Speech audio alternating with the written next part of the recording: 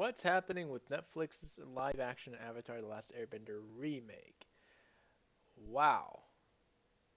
I haven't searched this, it's basically the day. I haven't searched anything about Avatar Netflix adaptation since the last time they mentioned anything back in September 2018. And Emergency Awesome posted a video, but that was a day before this announcement. So I want to make this video real quick and kind of go through with it with you guys and see what you guys have to say about this whole ordeal. So, back in September, it was announced that the original creators of Nickelodeon's beloved animated series Avatar: The Last Airbender were teaming up with Netflix for a live-action adaptation. To give you an idea of just how much has changed since then in the fast-moving world of pop culture, Venom. Oh my God, that basically means that Venom release date October 3rd, 2018. It's been almost, well, it's been a little over half a year. Oh wow, it's been a while. The fellow benders of air, earth, and fire and water, that is completely butchered. It's supposed to be water, earth, fire, air. Should not fear, though there have been few updates since the first announcements, we do know the project is still slowly moving forward. In an effort to keep you updated on the highly anticipated big budget adaptation, here are all the details we have so far. Alright, let's get into the... You can watch this video later. The plot, the meat of the process. I have no idea what I'm saying at this point. Okay, details on the specific of the remake story are few and far between, but it is widely expected that the live-action take will closely adhere to the arc of the animated series. The original thrust audiences into a world divided into four distinct powers: the Fire Nation, Air Nomads, Water Tribes, and Earth Kingdom, and everything changed when the Fire Nation attacked. Among each group, a select few people known as Benders. Looks like that's going to be the term used for us, well, not us, but for those who are not familiar or introduced whatsoever to the Avatar world, Benders is going to be the term for them to understand why they're special. Possesses the ability to physically manipulate the nation's element through a mix of martial arts and special powers. Wow. Among them emerged one individual capable of employing all four, the Avatar.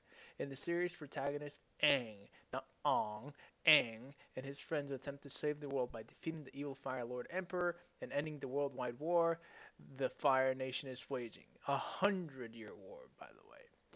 Though Avatar: The Last Airbender only ran for 61 episodes, fun fact, 61, because the last episode of season 3 had to be split into two. You can find that out in the behind the scenes of the DVD that you get when you purchase the Avatar collection, or basically when you first bought the DVDs as they released every book. Anyway, it should have been 60, but the last episode was too cinematic, too big. They had to split it in two. Alright, so the show, along with its sequel, The Legend of Korra, are held on a high pedestal among fans and critics alike. We're thrilled for the opportunity to helm this live-action adaptation of Avatar: Last Airbender. Original creators Michael DiMartino and Brian Konietzko said at the time of the project's announcement. I hope I'm pronouncing that right. It's the first time I'm actually reading it out loud. They later added, "It's a once-in-a-lifetime chance to build upon everyone's great work on the original animated series and go even deeper into the characters, story, action, and world building.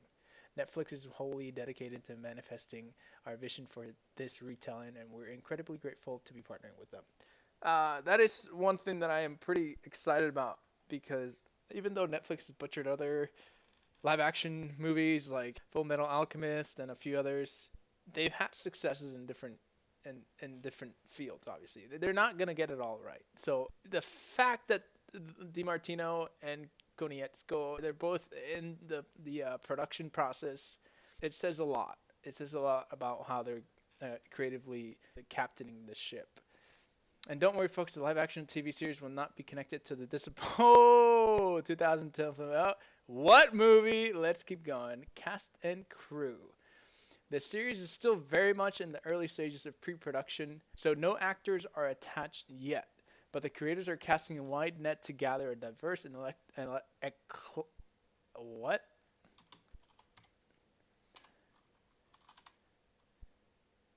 deriving idea, style, or taste from a broad and diverse range of sources. Nice. Yeah, you do that. Yeah, you do that. Yeah, find eclectic group of performers so that this show is the best it can possibly be. All right, we can't wait to realize Aang's world as cinematically as we always imagined, and this is true to the word with Konietzko. He was really he was definitely the driving force into the show being as cinematic as possible. And for a animated series back in 2005, yeah, back then that was a big deal. How the show itself, it started off, like a regular cartoon. As it progressed, it became more and more cinematic, more climactic, with a new production of score for the Avatar series and all this good stuff. Which is, I just kudos to Konietzko. He's he's he's one of the best. As cinematically as we always imagined it to be, and with a culturally appropriate, non-whitewashed cast. Please do not make the same what mistakes? What are we talking about again? What did a movie? Uh, no, dude, there's no movie. Yeah, but please don't fuck that up again. DiMartino and Konietzko were also quoted as saying, "The pair will serve as executive producers and showrunners. This is key." And also, even more importantly, original composer Jeremy Zuckerman has also returned for the new version. I did hear from our friend Emergency Awesome that that Mr. Zuckerman is doing a refresh of the music. So the score, since it's already so good, why change it? I think that's actually the best course of action. From experience, when I was growing up with the film, not the film, the game series Halo, every time a new game came out, they just reworked the original melodies. And Halo CE was one with just Gregorian chants and orchestral uh, instruments. Halo 2 was more metal, more rock. It had the guitar. It was much more aggressive. And Halo 3 was kind of like a mix of both.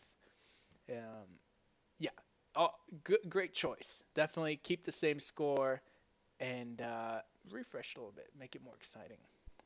So we're really excited about it. Netflix seems really on board and supportive. Zuckerman said earlier this year. Okay, I think they're really committed to getting it right. It feels nice to have that support. That's awesome to hear. I really believe in DeMartino and Konietzko have the true interest of the fans in this show. This is their baby. They seem super down to earth. I've seen videos of them at conventions. Uh, they're they're very grateful to have the supportive fan base that we have compared to other shows like Rick and Morty. Yeah, let's not go there. Okay. Unfortunately, original head writer Aaron Ehas isn't directly involved as he's currently working on his own Netflix animated series, The Dragon Prince. Still, he sounds optimistic about the show's prospects. "I know they have a big challenge ahead," Ehas told in verse, "but they definitely have more creative freedom, more support, and better chance to tell the authentic story in a way that I think the fans of Avatar will enjoy."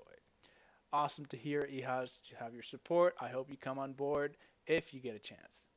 Release date. Unfortunately, this live action reimagining of The Last Airbender does not yet have an official series order or release date. However, we can assume, based on Netflix's track record, that the first season will likely consist of between 8 to 13 episodes. The Witcher scored an 8-episode season order, The Dragon Prince runs 9 episodes per season, and several live action Netflix originals, such as the Marvel series of House of Cards, generally ran for 13 episodes a pop. As the series is still deep into pre-production, it's going to be some time until the episodes hit Netflix. Depending on how long production takes, we likely won't be seeing the show until mid 2020.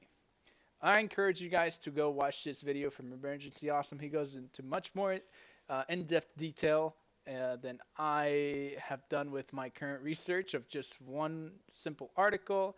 He was the driving inspiration for this video.